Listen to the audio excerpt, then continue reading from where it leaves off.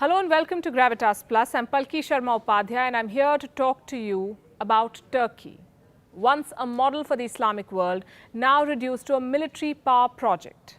Not too long ago, Turkey used to be a modern and secular state, an Islamic republic with a progressive approach, thanks to the policies of Mustafa Kemal Atatürk, the father of modern-day Turkey, a reformer who brought his country at par with the European world. He replaced Arabic with the Latin script, the Islamic calendar with the Western calendar. Mosques were under state control. Faith was a private matter. Christians and Jews could freely worship their gods in Turkey. Turkish men were forbidden from wearing a headgear. Turkish women forbidden from wearing headscarves. But the Turkey of today is very different. Now, Turkey is ruled by a leader who wants to take his country back to its Ottoman ambitions. He wants to run it like a modern-day sultan.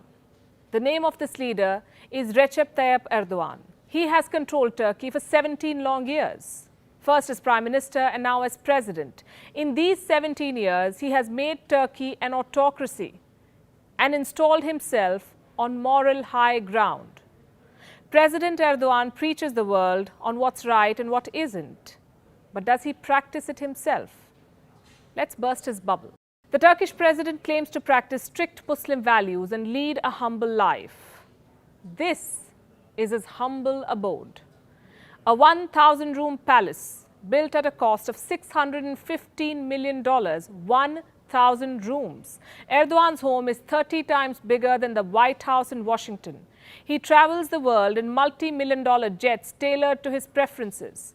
His wife, Emin Erdogan, the First Lady of Turkey, carries handbags worth at least $50,000 on these foreign trips.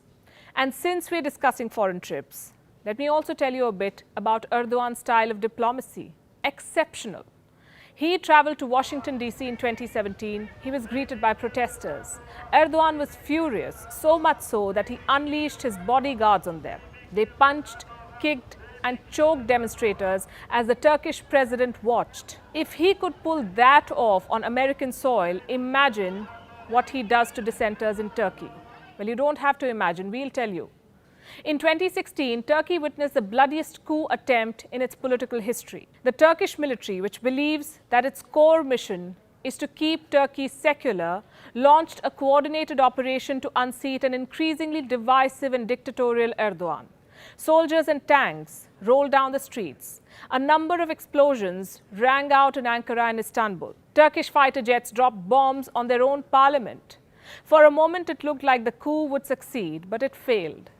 Erdogan mobilized the public via social media. Tens of thousands of his supporters hit the streets. They defeated the coup leaders in a matter of hours. But they had no idea what was about to follow. Erdogan got 160,000 people detained for questioning, 160,000. Out of these, 77,000 people were jailed on charges of terror.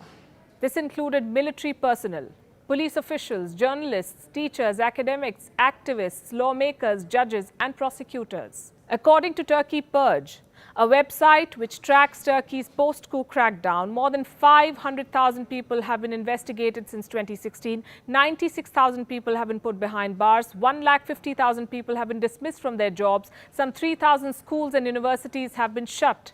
And a total of 189 media outlets have been shut down in Turkey.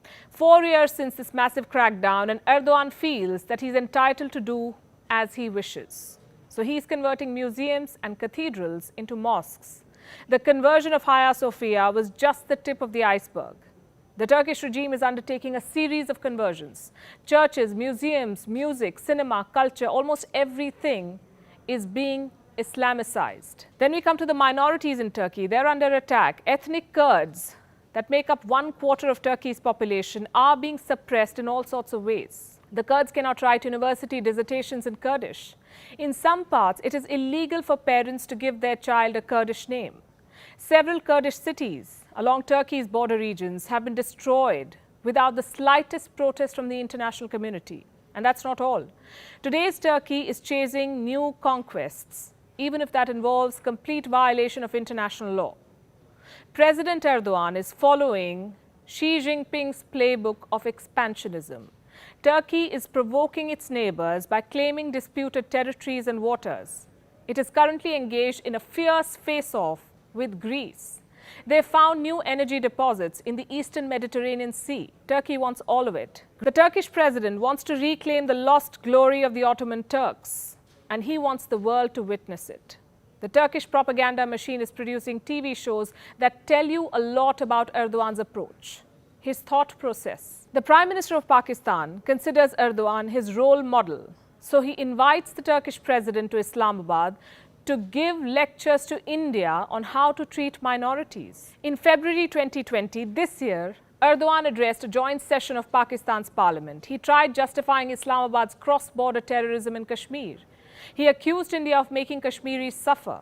And this was not the first time he did something like this. The Turkish president has never wasted an opportunity to question India's secular credentials. Let me give you another example. The same month, February 2020, communal riots had rocked New Delhi. There was violence from both sides. Do you know what the Turkish president said? He called India a country where the massacre of Muslims was widespread, a country which will fail to make global peace a possibility, a country which calls itself strong because of its large population, but is not. How does the Indian Foreign Ministry respond to all this?